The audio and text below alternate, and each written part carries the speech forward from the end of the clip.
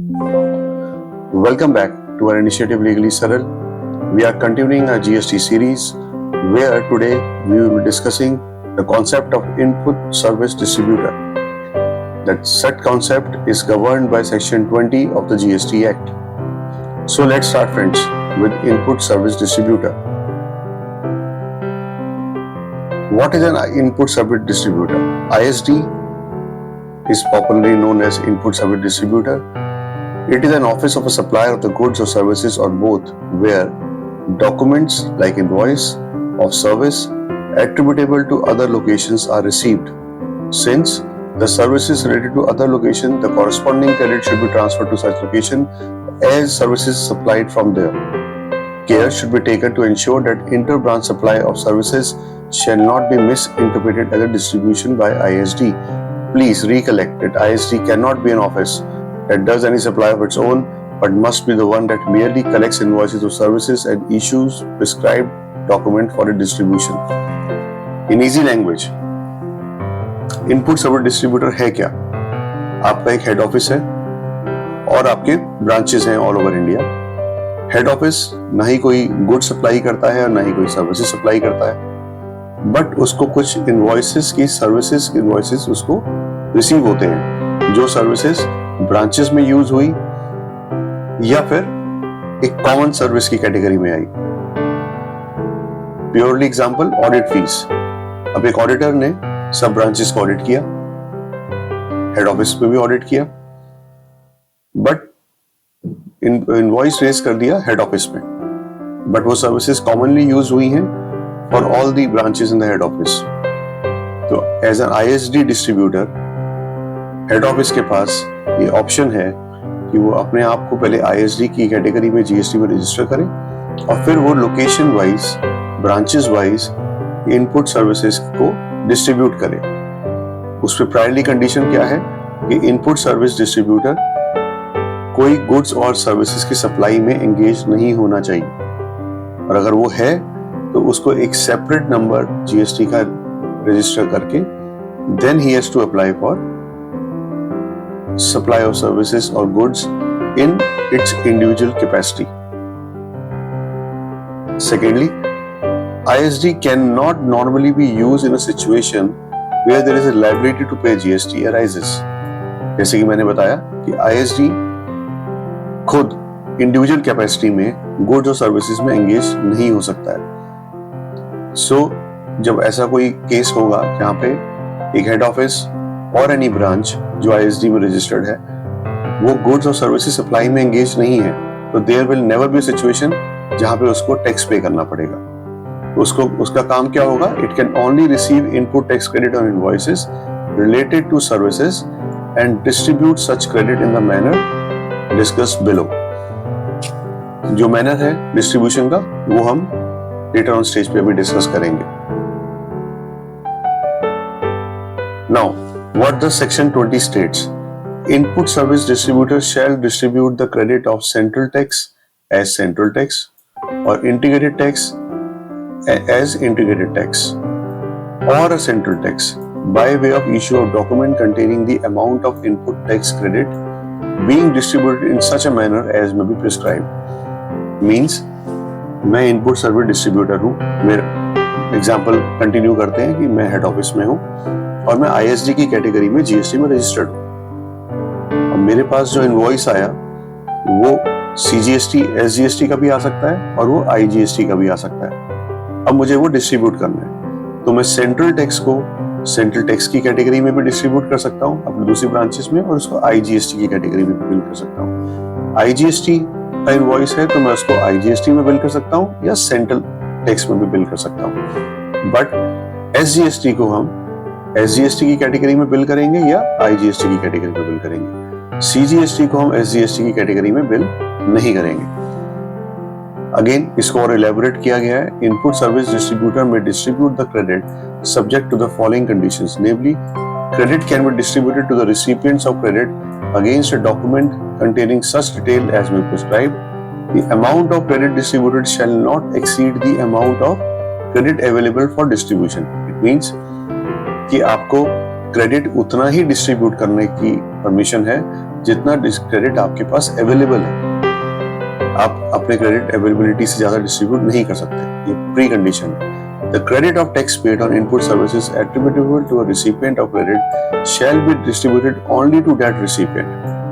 इसका मतलब कि अगर मेरा हेड ऑफिस दिल्ली में है और मुझे कोई इनवॉइस मिला हेड ऑफिस को बिल करके, बट वो सर्विस जो है वो मेरी बेंगलोर और लेट्स से चेन्नई के लिए ही मैंने वो यूज करी, तो इन दैट केस मुझे पहले वो इनपुट टैक्स क्रेडिट डिस्ट्रीब्यूट करना पड़ेगा टू दी रिस्पेक्टिव ब्रांचेस।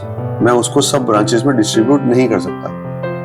जो कॉमन सर्विसेज हैं हम सिर्फ उसी को ही डिस्ट्रीब्यूट करेंगे। Services attributable to a recipient, जो डायरेक्टली लिंक्ड है उस ब्रांच से, आपको उसको एज इट इज ही ट्रांसफर करना पड़ेगा।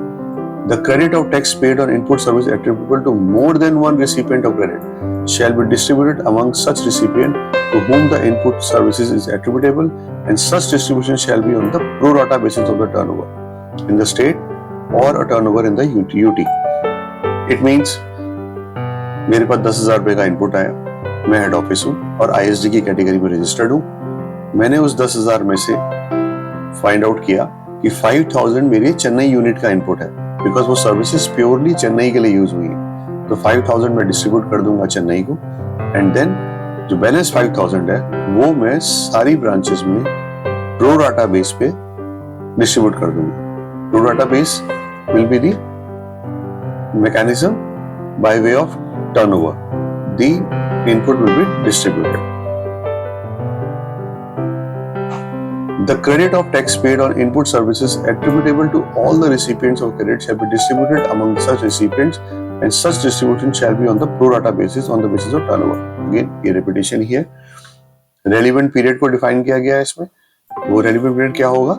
That will be the financial year in case of UT as well as in the case of states.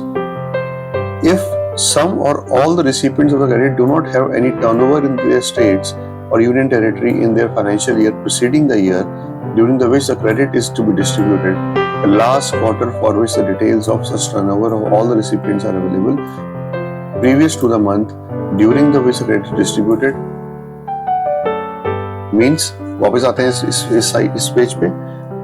अगर मेरा कोई नया ब्रांच है, उसका भी टर्नओवर डिफाइंड नहीं है, सो इन दैट केस मेरे पास टर्नओवर तो अवेलेबल नहीं होगा प्रो राटा पे डिस्ट्रीब्यूट करने के लिए, तो जो उनका लास्ट क्वार्टर का जो लेटेस्ट इंफॉर्मेशन अवेलेबल है, that will be used for distribution of credit. Again ये एक टर्नओवर और रिसिपिएंट ऑफ क्रेडिट का डेफिनेशन है। Recipient of credit means the supplier of the goods और services having the same PAN number as that of the ISD। Of course मेरी branches हैं तो मेरी हेड ऑफिस भी है, तो मेरा GST number same permanent account number पे ही होगा। तो रिसिपिएंट ऑफ क्रेडिट का मतलब यहाँ पे ये है कि जहाँ पे पैन नंबर सेम हो बट यूनिट्स अलग अलग स्टेट्स पे रजिस्टर्ड है। What is the mechanism where the procedure of distribution of input tax credit by ISD is defined? It is governed by Rule 39 and इसमें सेम चीजों का repetition है, but आपको इसमें फॉर्म नंबर GSTR 6 यूज करना पड़ेगा for the distribution of the credit in a month where it will be distributed। और वो डिस्ट्रीब्यूशन का फॉर्मूला क्या होगा? The input tax credit in respect is required to be distributed in accordance with the provisions of clause D and clause E of subsection 2 of section 20 to one of the recipients, whether registered or not, from amongst total of all the recipients to whom the input tax credit is attributable, including the recipient who are engaged in the making exempt supply or otherwise not registered for any other person, any reason, shall be the amount to be calculated by applying the following formula.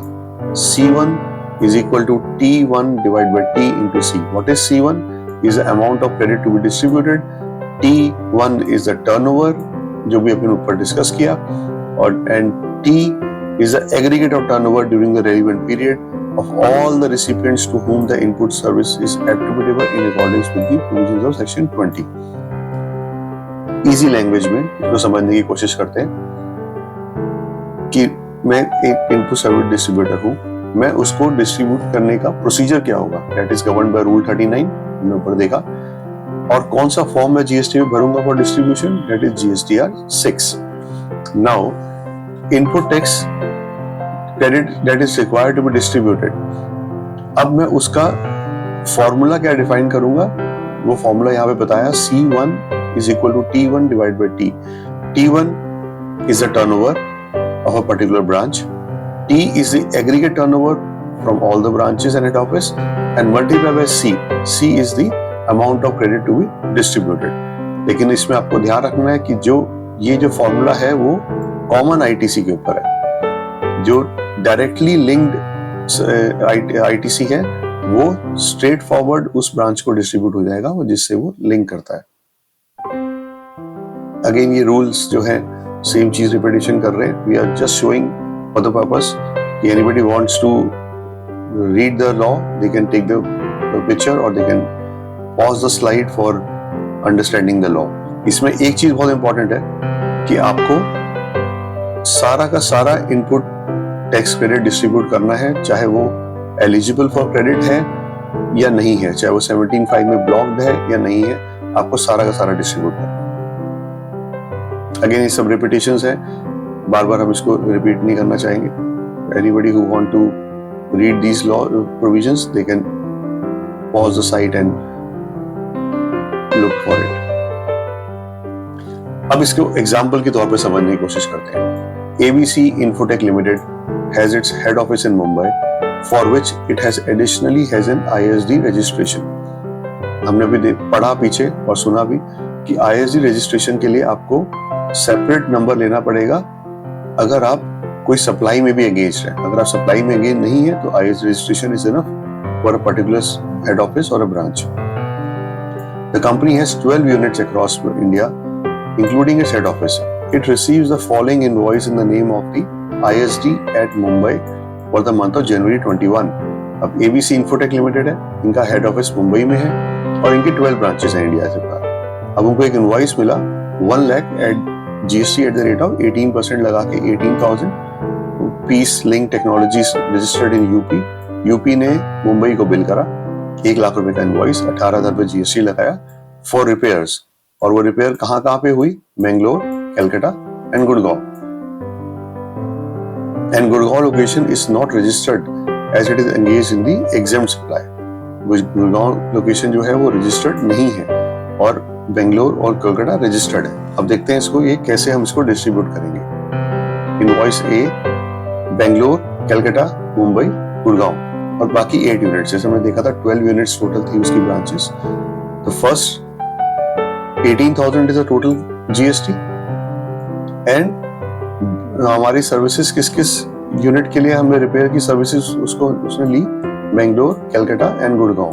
तो अभी हमने देखा था कि जो services particularly किसी branches के साथ हम लिंक कर सकते हैं कि हमने पर्टिकुलरली इन्हीं ब्रांच के लिए काम किया, तो उनको हमें प्रो राटा बेसिस पे सारी 12 ब्रांचेस पे डिस्ट्रीब्यूट करने की जरूरत नहीं है. We have to distribute only to the Bangalore, Kolkata and Gurgaon.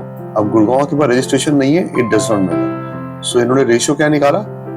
40, 20 and 40 और उसको डिस्ट्रीब्यूट कर दिया. 18,000 का 40% 7,200, 3,600 and 7,200. Thus, we are assuming इनका जो टर्नओवर है 3 ब्रांचेस का वो 40, 20 एंड 40 की रेशियो में है. Now second example. एक इनवॉइस भी आया उनके पास 3 लाख रुपीस का जिसमें 27,000 GST और SGST 27,000 लगा. Registered in Pune. पुणे की कंपनी ने मैसेज टेक फोर्स ने बिल रेज करा for repair of 3 units Mumbai, Bangalore and Kolkata. तो अब हम इसको कैसे डिस्ट्रीब्यूट करेंगे? अगेन मेरी 3 स्टेट्स हैं, उसमें टर्नओवर एक की 2 करोड़ की टर्नओवर है, एक की 1 करोड़ की टर्नओवर है और एक की 1 करोड़ की टर्नओवर है. टोटल जो है टर्नओवर 4 करोड़ हो गई. हमें सब ब्रांचेस में डिस्ट्रीब्यूट नहीं करना है because it is the repair related to only 3 branches. तो सब 3 ब्रांचेस का टर्नओवर का फॉर्मूला हमने रेशियो निकाला 2 divide by 4 into 100 50, 1 divide by 4 into 100 25 and 1 divide by 4 into 100 25. अब 27,000 के CGST को हम डिस्ट्रीब्यूट करेंगे as an IGST. Why IGST? Because हम इंटर स्टेट ब्रांच को डिस्ट्रीब्यूट कर रहे हैं. अगर हम सेम स्टेट ब्रांच को करते जो कि सिनेरियो पॉसिबल नहीं होगा तो हम CGST लगाते, तो हमने C को I की तरह डिस्ट्रीब्यूट करा इन द रेशियो और SGST को भी I GST में हमने डिस्ट्रीब्यूट करा in this particular ratio. I hope the example clears the law on the sections provisions very reasonably well. So friends, we hope this small series of ISD is totally understood, and we will wait for your queries. Keep yourself updated and do motivate us. Thanks, Team Legally Saral.